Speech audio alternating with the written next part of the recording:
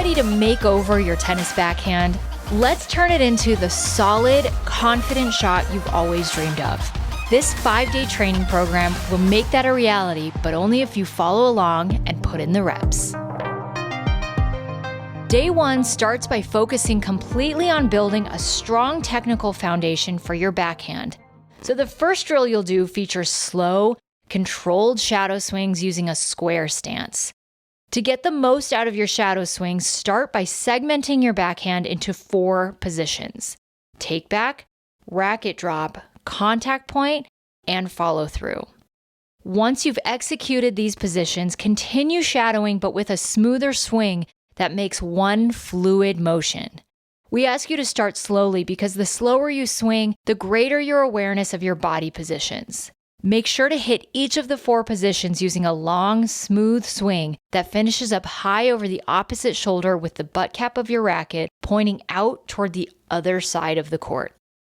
After you've spent a few minutes honing your square stance swings, you'll move to open stance. So many amateur players are only comfortable using one style or the other, but if you want to be successful in all kinds of situations and point scenarios, then both are necessary for your arsenal. Notice how I'm still hitting each of the 4 positions, and also that I'm staying nice and relaxed so that I can fully rotate my hips and shoulders. Similar to the last drill, I begin with segmented swings, then smooth out the swing into one motion before incrementally boosting my acceleration by 10% at a time. We'll be spending a lot more time developing successful footwork patterns in day 2 of your backhand plan, but for now, these 2 stances are critical to be comfortable with while executing quality swing technique. The last key I want you to have is just how important it is that you take video. Even 60 seconds on your smartphone can help you improve faster because you'll be able to tell if you're actually making real improvement or if you're just further cementing the same bad habits. Once you've spent 5 to 10 minutes becoming more cognizant of what correct technique looks and feels like, it's now time to introduce a ball into the equation. Start at the service line and drop a ball right in front of you while focusing intently on executing the exact same technique and speed that you did with your shadow swings. This close to the net, we're only going to keep the swing at 25% of how fast you're able to swing. Stay relaxed. Your one focus is to maintain control and recreate the correct technique. If you've already taken video of your shadow swings, now take a video of this drill and compare the 2. What breaks down? What stays the same? Most amateur players see a drastic difference between their shadow swing and swinging at a ball. But this is the path for tracking your improvement from drill to drill. Use each clip that you record to check yourself and make necessary adjustments. Otherwise, you'll end up wasting your time.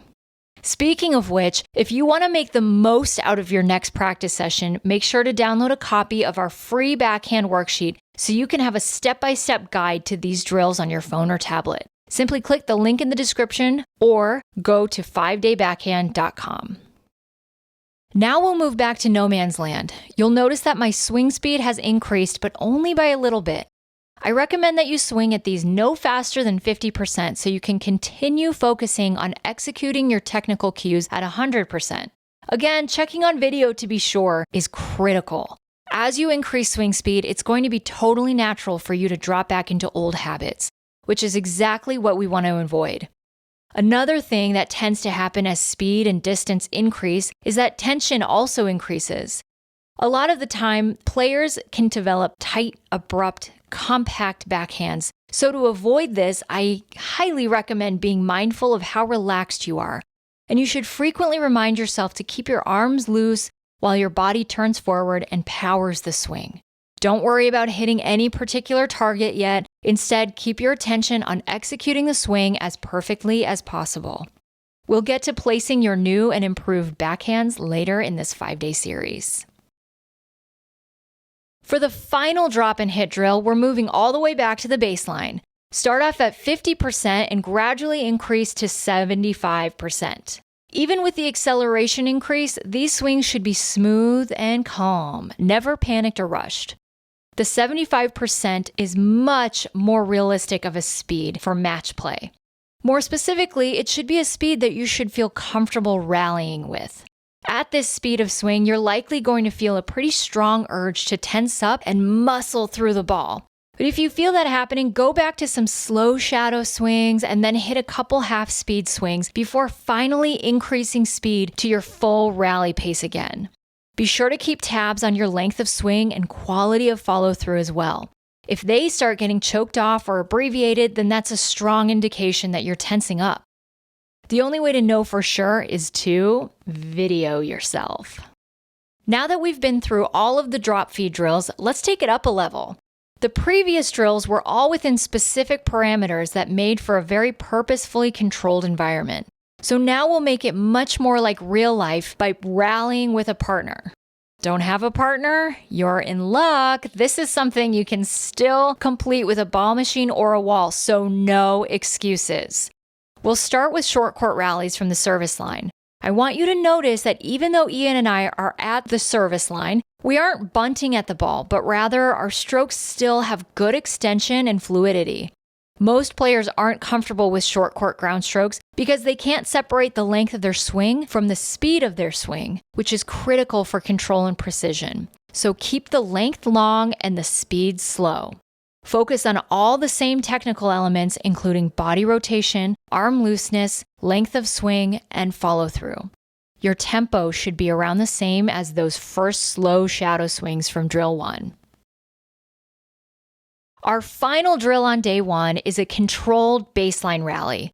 The biggest challenge here is controlling the quality of technique now that acceleration will be faster. As with the drop hit progressions, you're going to naturally feel the urge to tense up and shorten your swing compared to the slow, short court rallies. If that starts happening, then take a minute or two to move through some slow, smooth shadow swings, drop a few balls to yourself to recalibrate your fluidity, and then go back to the rallies. Ideally, start these at about 50% of your max rally speed and slowly increase the tempo only as you feel confident that you're executing your swing technique extremely well. As always, record yourself, if at all possible, to check and see exactly how well you're doing so you can make improvements and adjustments the next time you hit. That's the end of day 1's workout, and it's just the beginning. Make sure to subscribe and click the bell so you're sure to get the other 4 days. Or if day 2 is already published, go ahead and click it now.